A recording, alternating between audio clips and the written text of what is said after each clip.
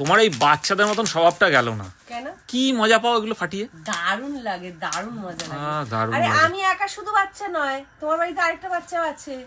এই দেখো সে এসে রেখে গেছে। কে বলো তো? কে? তোমার শাশুড়ি।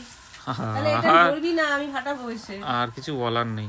বলে ফাটাতে নাকি হেভি লাগে। কি আনিয়েছো আবার? কি আনিয়েছো?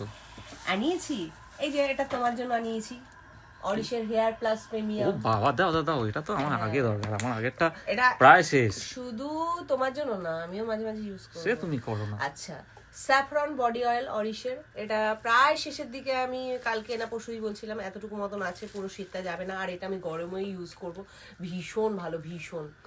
এই বডি অয়েলটা ঠিক আছে বাড়ির সকলের জন্য। আর এটা শুধুমাত্র আমার অরিশের এই অরেঞ্জ টোনারটা, এটা কেউ হাত লাগাবে না। বয়ে গেছে আমার। বয়ে গেছে বয়ে গেছে বলে তো সব কিছু মাখতে শুরু করে দাও, কোনোটা তো ছাড়ো না। এই যেটাই মাখি সেটাই কি ভালো, কি ভালো। উফ, সত্যি এত ভালো জানতাম না তো। তাহলে তো কাল থেকে মাখতে হবে। সবই তো মাখো, কোনটা বাদ দাও? তা মেখে যদি একটু সুন্দর হই, তোমার এত হিংসা কেন মনের না, মধ্যে? বেশি সুন্দর এত হিংসা কেন? বেশি সুন্দর হলে অসুবিধা আছে। অত সুন্দর হওয়ার দরকার নেই, আমি একা সুন্দর থাকবো। তোমার অত সুন্দর হওয়ার কি আছে? হ্যাঁ ঠিকই বলেছো। নাও, কফিটা ঠান্ডা হয়ে যাচ্ছে।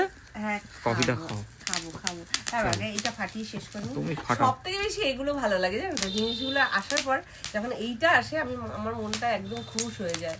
দারুণ। দেখো